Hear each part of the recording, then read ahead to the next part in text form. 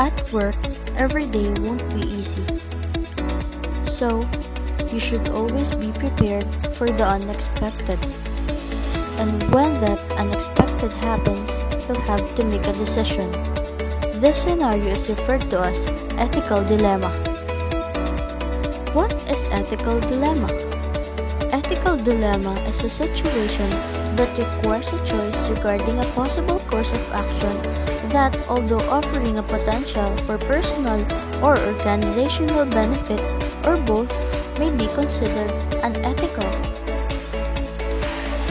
And in whatever choice you'll make, there will be an organizational, a legal, personal, or economical effect. Scenarios that present ethical dilemma. Your boss suggests that it would be a mistake to hire a qualified job candidate because she wears a headscarf for religious purposes. The boss believes your traditional customers might be uncomfortable with their appearance.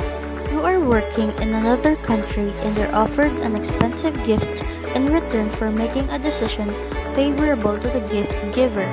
You know that such exchanges are common practice in this culture and that several of your colleagues have accepted similar gifts in the past. Your company is struggling financially and can make one of its major products more cheaply by purchasing lower quality materials, although doing so would slightly increase the risk of consumer injury. You brought an office laptop computer home so that you can work after hours. Your wife likes this computer better than hers and asks if she can use it for her online business during weekends. If you were in this situation, what would you do? To make a better decision, here are some tips in the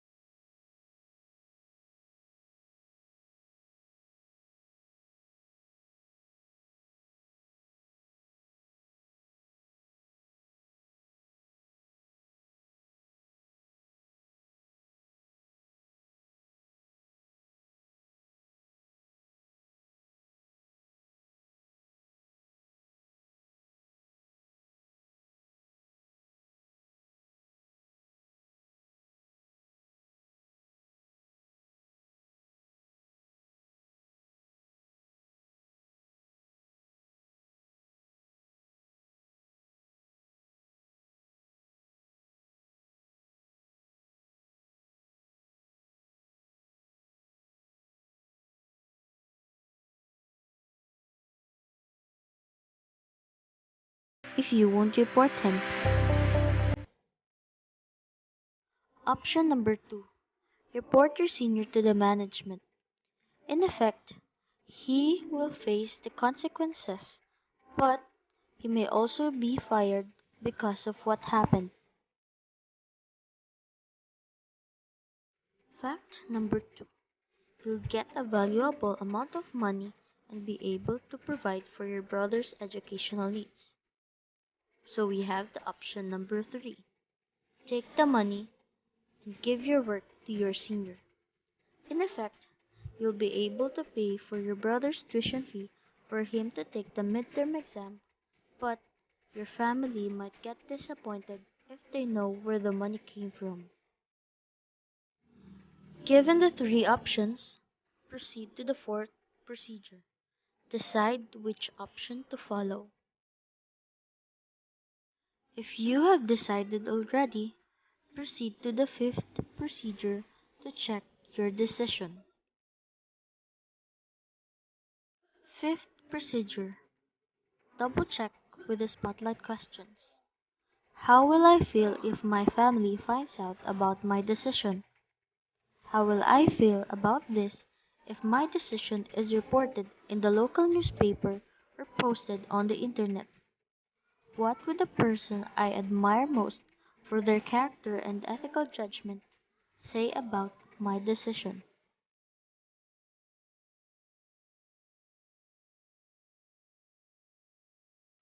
If you feel positive with what you've done, then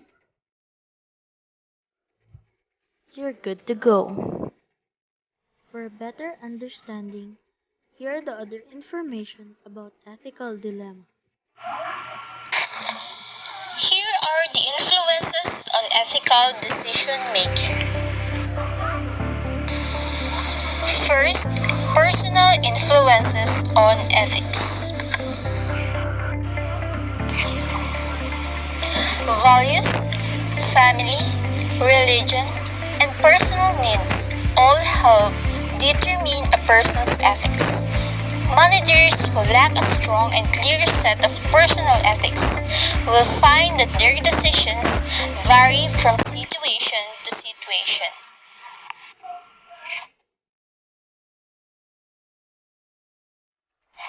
To act more consistently and confidently with making ethical decisions, managers must have solid ethical frameworks.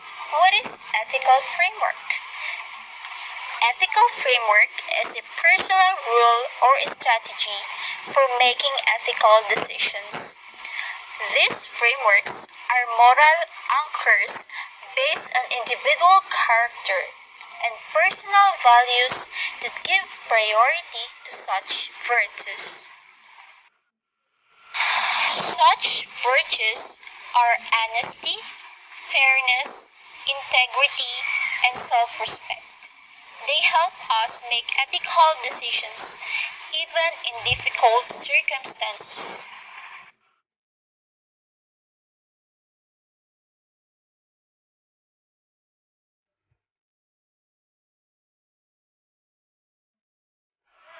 In difficult circumstances, how does people face ethical dilemma?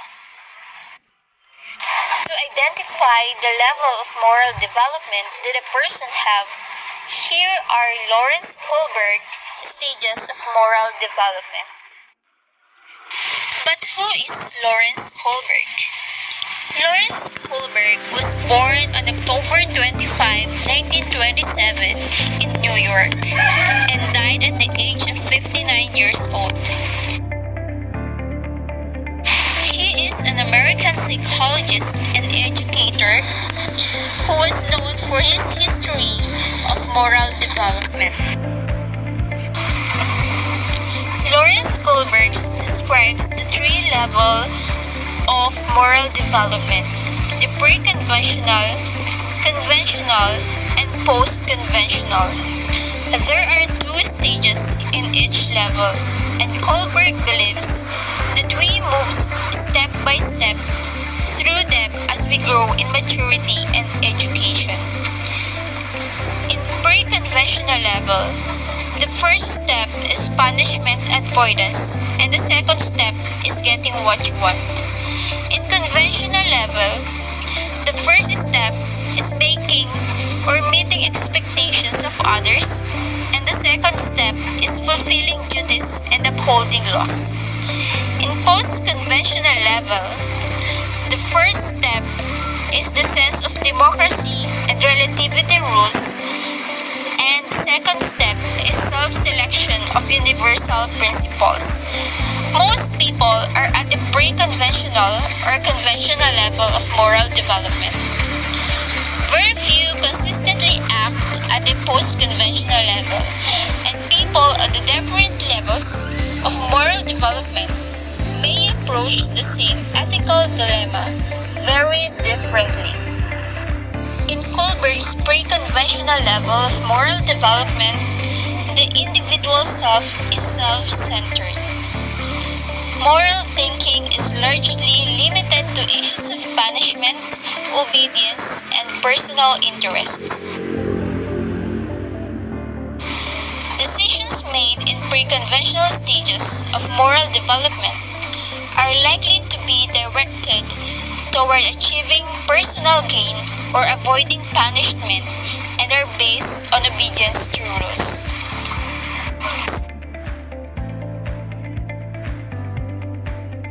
Stage 2, conventional level of moral development.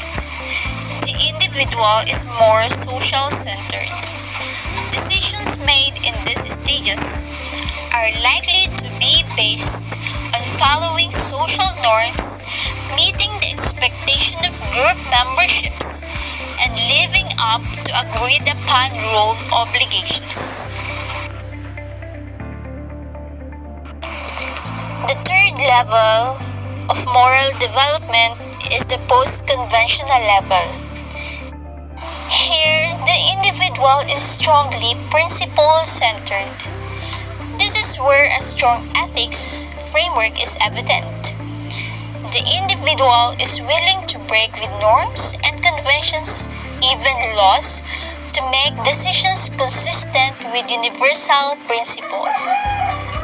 Kohlberg believes that only a small percentage of people progress to the post-conventional stages. An example might be the student who doesn't cheat on a take-home examination because he or she believes that it is wrong.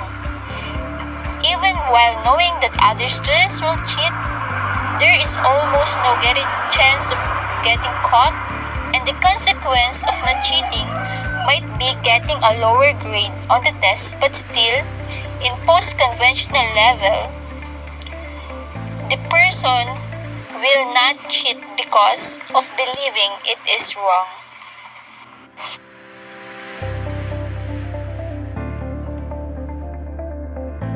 The second influence on ethical decision-making is the situational context and ethics intensity. First, what is situational context?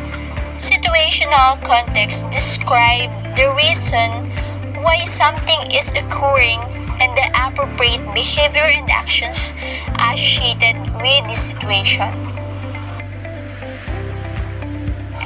And next, what is ethics intensity? It is an issue intensity indicates the degree to which an issue or a situation is recognized to pose important ethical challenges. But how does situational context and ethics intensity influences the ethical decision making? Here is the reason.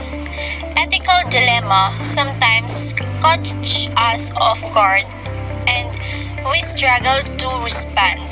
Other times, we might even fail to see that an issue or a situation has an ethics component. This may happen, for example, when students find cheating so commonplace on campus that it becomes an accepted standard of behavior. But scholars discuss this is an issue of ethics intensity or issue intensity. It is said that the greater the ethical intensity of the situation, the more aware the decision maker generally is about ethics issues, and the more likely that his or her behavior will be ethical. The conditions that raise the ethics intensity of the situation makes their behavior ethical. Such conditions that raise the ethics intensity of a situation include the magnitude, probability, immediacy of any potential harm, proximity and concentration of the effects, and social consensus. A decision situation will elicit greater ethical attention when the potential harm is perceived as great, likely, and imminent, when the potential victims are visible and close by, and when there is more social agreement on what is good or bad about what is taking place.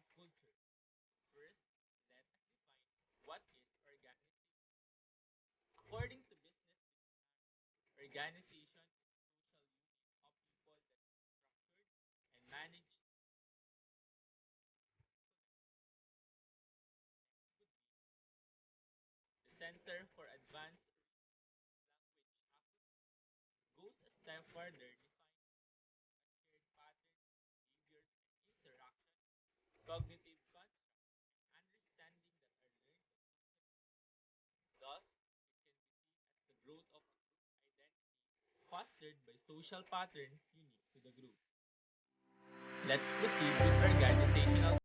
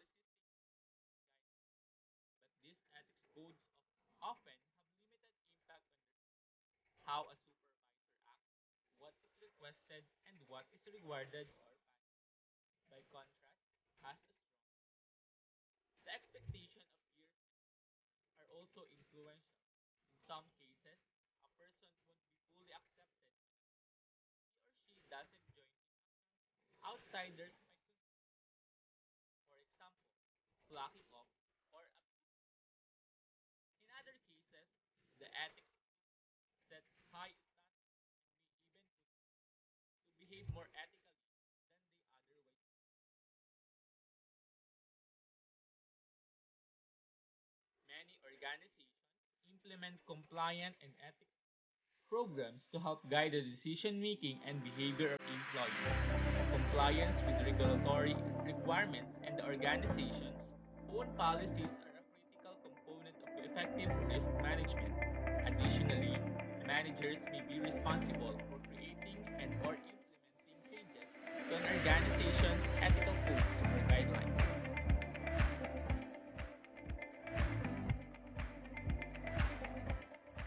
Ethical codes are adopted by organizations to assist members in understanding the difference between right and wrong and how to apply it to their. There are three types of ethical codes: codes of conduct for employees and codes of professional practice. A code of business ethics may set out general principles about an organization's on matters such as mission, quality, and environment. Proper procedures to determine whether a violation of the code of ethics has occurred and what remedy. A code of conduct for employees sets out the procedure that should be ethical. It also delineates the procedures required to determine whether a violation of the code of conduct has occurred, and if so, what remedies should be imposed. code of professional practice discusses common issues and difficult decisions that often arise in a profession and provides a clear account of what behavior is considered ethical, correct, or right in certain circumstances. The next topic will be external factors or the external environment, government regulation, and industry norms. External environment. External environment is composed of all the outside factors or influences that impact the operation of business. The business must act or react to keep up its flow of operation. It includes technology, economy, politics, or the government regulation, demographics, global, and the society itself. Adapting with these external factors, especially technological advancement, creates more opportunities. Companies will not be left.